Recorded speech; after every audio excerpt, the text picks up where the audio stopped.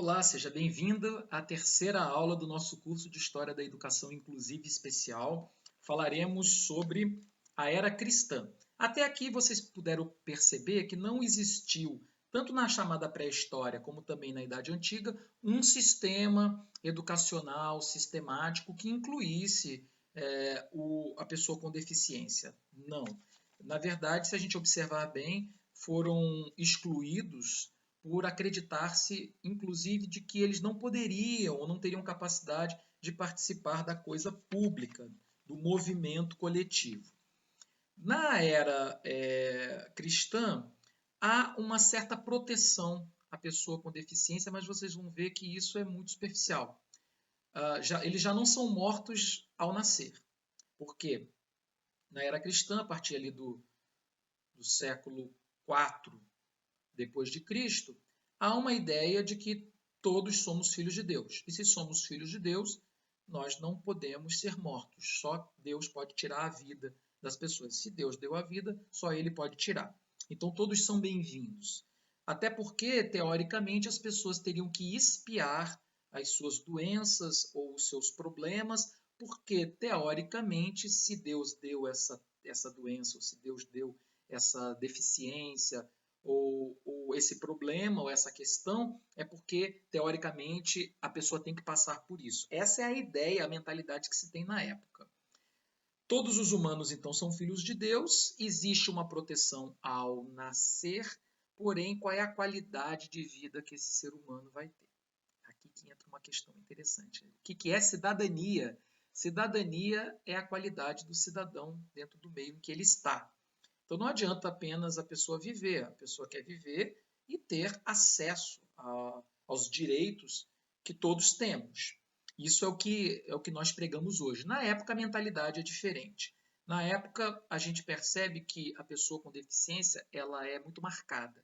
Seja porque ela recebe uma chaga de Deus, pelo menos a ideia era essa, né?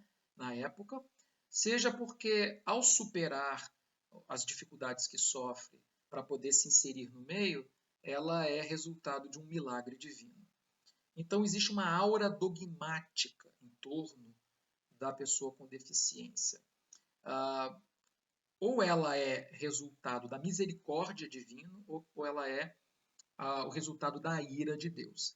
Então é um certo dualismo, uma visão mística, eu diria mística, hiperbólica, que não é baseado na matéria, naquilo que é material, naquilo que é observável pelos nossos sentidos, mas sim através de uma ideia subjetiva e espiritual que influenciaria a matéria.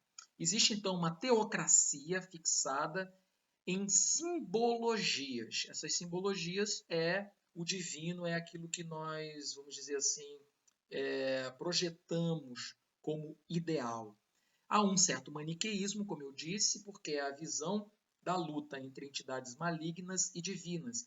E a entidade maligna ela é aceita até certo nível, porque há uma necessidade, acredita-se que há uma necessidade da entidade maligna testar aquilo que é puro, aquilo que é divino. Então, o maligno ele é suportado, ele é tolerado em algum nível.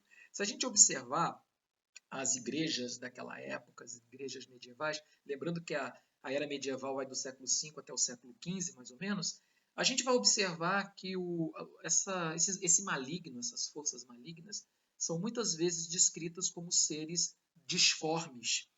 E com isso é interessante observar, sob o ponto de vista analítico, que há uma associação das pessoas com deficiência ao mal, àquilo que não é bom, aquilo que é maligno, aquilo que é uma chaga do mal. E pode perceber que essa mentalidade ainda persiste nos dias de hoje, o que é muito ruim para toda a sociedade. Nós vamos observar que há sim, nesse momento da era cristã, uma certa iniciação à escola, ao sentido de educação sistemática, sempre voltada para a questão religiosa. E a pessoa com deficiência ela é absolutamente excluída desse processo. Por quê, pessoal? Esse é um, é um sistema educacional que ele é, vamos dizer assim, unificado. Em toda região cristã você tem o mesmo tipo de educação. E você tem os sacramentos. Os sacramentos são a alma dessa educação cristã. Os sacramentos, você se não fala os sacramentos, você não é capaz de ser um cidadão de qualidade dentro dessa ótica cristã. Então, como é que fica, por exemplo, o mudo? Como é que fica, por exemplo, o surdo? Como é que fica o deficiente intelectual nessa situação onde ele precisa dizer os sacramentos? Né? Onde é que fica a pessoa que não tem mais a memória, ou que sofreu um acidente e que está paralisado? Pessoas que não falam o sacramento não são capazes sequer de casar. É visto a pessoa como sacramento, sem o sacramento, perdão, como uma pessoa sem alma. É nesse nível que chega o conceito litúrgico do sacramento, a importância litúrgica do sacramento.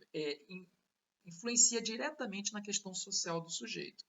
Então há um movimento muito notável de educação especializada criada pelo arcebispo de York, John Beverley, em 700, no ano de 700. Foi um sistema que ele criou para os surdos aprenderem a falar os sacramentos. Aí você vai pensar, mas isso é integralismo, né? É a adaptação do indivíduo com deficiência ao meio, e não o contrário. De fato, é um integralismo. O arcebispo de York, John Beverley, é o primeiro integralista. Mas nós observamos que aqui que já existe um interesse em tornar os surdos pessoas com alma, pelo menos para a visão generalizada da sociedade da época.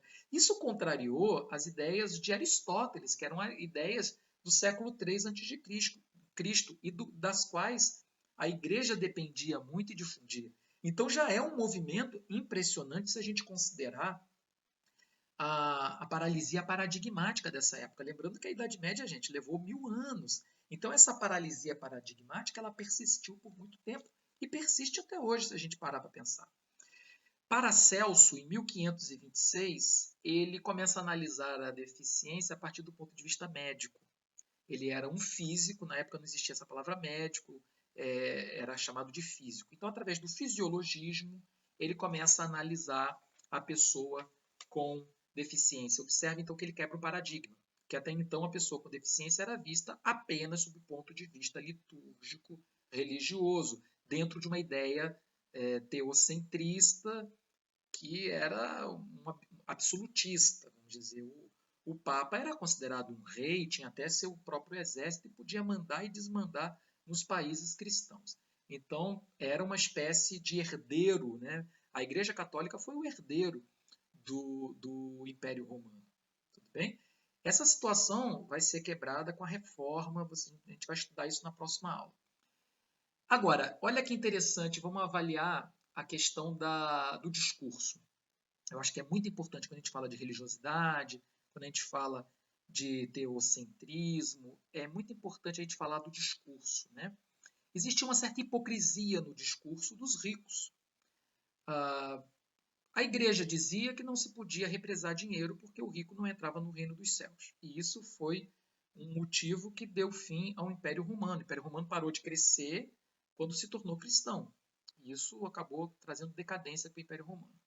Só que os homens ricos davam um jeito de continuarem ricos. Qual era o grande discurso? De que Deus teria escolhido os nobres para governar. Então eles podiam, em algum nível, manter o dinheiro, porque afinal de contas eles represavam o dinheiro para poder, vamos dizer, distribuir para as pessoas, as alminhas pobrezinhas que não tinham esse acesso, que não tinham capacidade para ter esse acesso ao divino. Né?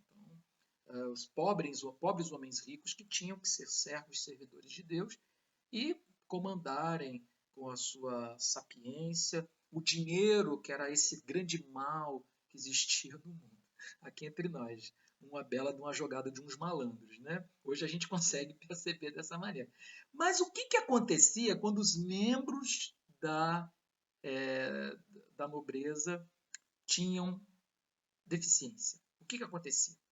Temos o caso de Dona Maria, rainha de Portugal, que foi chamada de a Rainha Louca. Nós temos o caso do Cristiano VII da Dinamarca, temos o caso do rei Henrique VI, que ao ficar doente, né, se tornou uma pessoa com deficiência, e acabou que, por conta disso, o Duque de York, na época, que era da mesma família que ele, resolveu então impedir que o filho dele tomasse posse, tomou o poder para si, porque teoricamente a doença dele passaria pelos genes, enfim, a Inglaterra estaria em maus lençóis. Isso levou o país a uma guerra sangrenta, uma guerra civil dinástica sangrenta. Então, olha só que interessante, tá, gente? Quando a deficiência física não era combatida, não era, enfim, olhada como uma coisa, uma marca de Deus, uma marca da fúria de Deus, ou algo maligno, era escondido. Cristiano VII da Dinamarca é um grande exemplo. A deficiência dele era intelectual e cognitiva. Era escondido, os assessores é que governavam e ele ia apenas representar. Então ele falava alguma coisa, ele emitia algum som e havia aqueles assessores que interpretavam o que o Cristiano VII da Dinamarca dizia. Então olha que interessante, quando há a deficiência dentro da, daquele contexto nobre das famílias aristocráticas, ou é escondido ou é combatido. E vocês vão observar, puderam perceber na nossa aula, que há um processo de adaptação desses indivíduos com deficiência para poder se integrar ao mundo. O integralismo é isso, tá? É quando você tem que adaptar a pessoa com deficiência ao meio. Foi muito comum na década de 90, no Brasil, o integralismo. Você pegava a pessoa com deficiência e enfiava lá na escola, e ela que se virasse para se adaptar lá, para dar um jeito dela, para estudar, para aprender. Hoje observa-se que não é assim que a gente deve fazer. A gente deve modificar o meio para que essa pessoa possa, dentro de uma zona proximal, dentro das possibilidades dela, conseguir ter acesso à educação. Percebam então que na era cristã, infelizmente, a pessoa com deficiência ela era vista com desconfiança, ou era um sintoma de perversão do espírito, ou era o resultado, quando conseguia superar as dificuldades, era o resultado de um milagre de Deus. E com isso a gente termina a nossa terceira aula. Espero que vocês tenham gostado, espero que vocês estejam apreciando o curso. E nós vamos falar agora no nosso próximo vídeo sobre as fases institucionais. Até lá!